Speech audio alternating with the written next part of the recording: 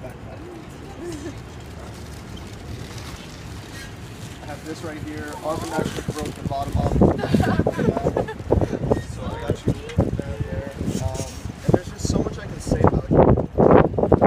But I don't feel like I have the words to say it myself. So I'm actually going to have other people do it. If I give you a piece of paper to read, would you please stand up?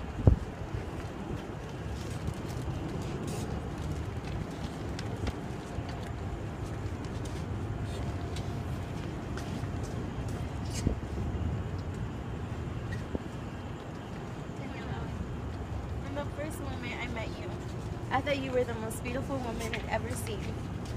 And I remember that day I was supposed to take a sister named Heidi. And I was so confused and intimidated that I was hoping you weren't her. If I had taken you on a date then, I would have surely made a huge fool of myself. Actually, I think we were on a group date when I actually did make a fool of myself. I'm so grateful that God has brought us together here in Las Vegas. When I first met you, I never imagined that we would get this far. I never thought we'd date, and I never thought I could love someone so much as I love you. I never thought you would make me feel so happy, so sad, so excited, and yet so nervous. I never thought you could make me feel so confident and yet so insecure. So sure what I wanted and yet so afraid. Daniela, I remember our first date. It was a disaster. We didn't really talk. Our double got into a fight, and I was absolutely positive that I did not like it. I remember when we hated each other. There were times I was sure that we would kill each other someday. I was so bitter that I was even disappointed when Jason put me on the mission team. But there was a point where I said, this is stupid. We're family, and family shouldn't be this way. So I decided to fight for a friendship. Then I found out just how amazing you are. I started to see all the things I would come to love and eventually realize that I can't live without.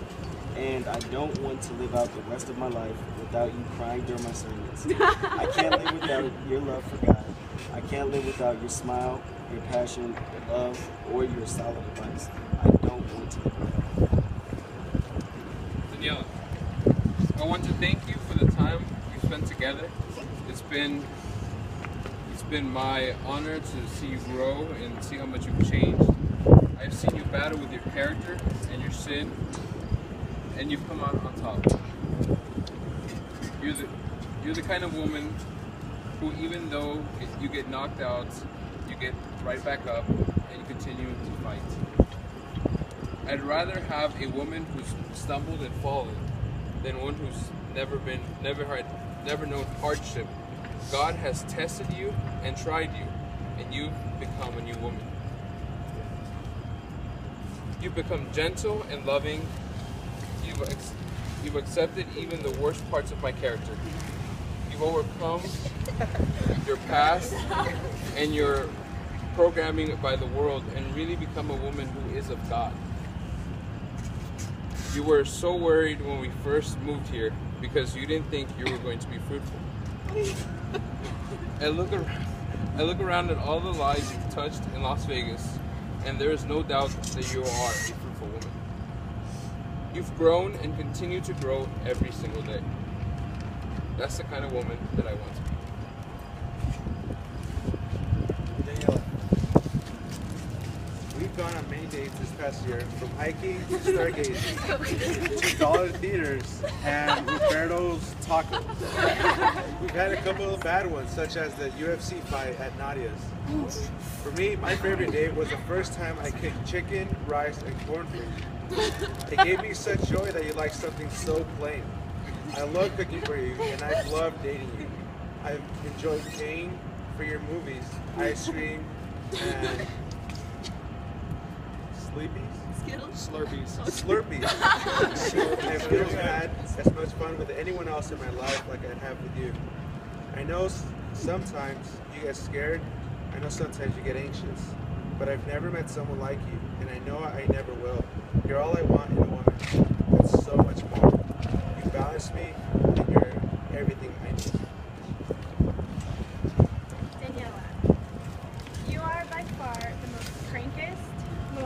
loving, most amazing woman I've ever known.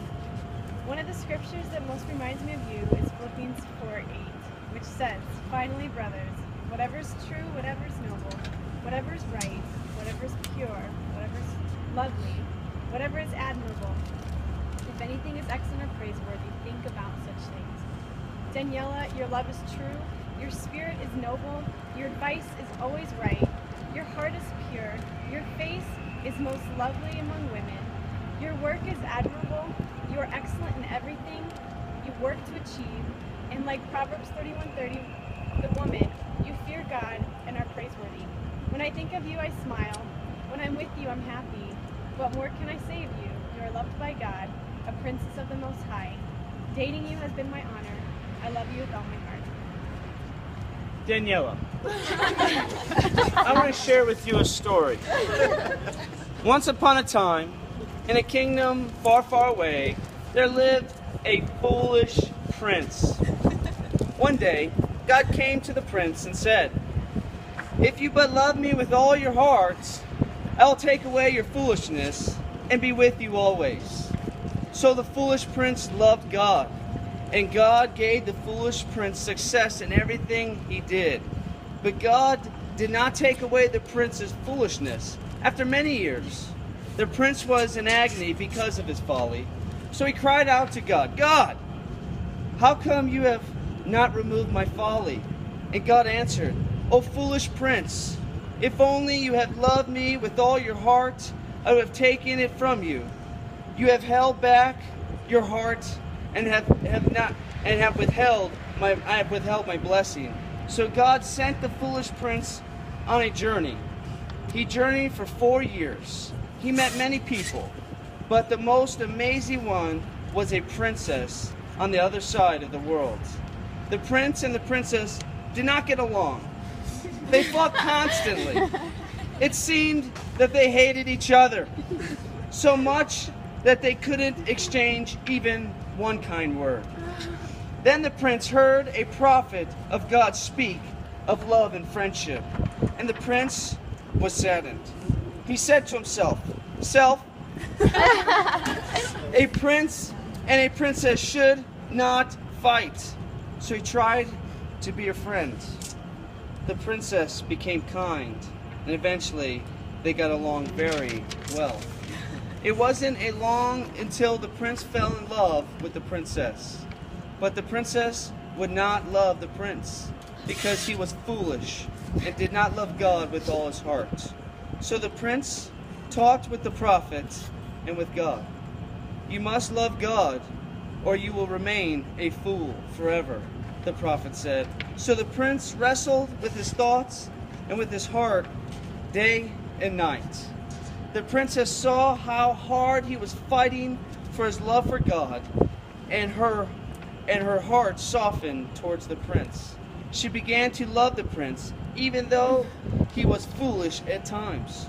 So the prophet came to them and went on dates, and they went on dates. Watched the story and watched the action movies. Am I messing this up? The prince. Probably not. It's probably The prince was so in love with the princess that he couldn't see his life without her.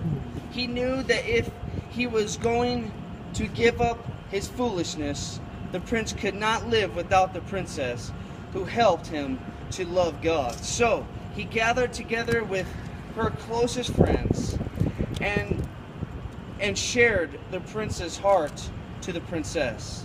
When the prophet finished his speech, the prince got down on one knee and took the princess' hand, and he said, Daniela, I'm going to ask you the most amazing question I've ever been able to ask anyone in my entire life. But I'm not going to do it by myself. So I'm having to see somebody else.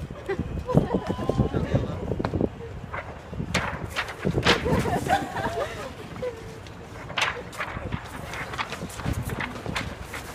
Wow.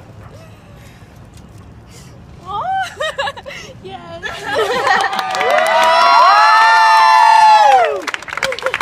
don't know if it fits.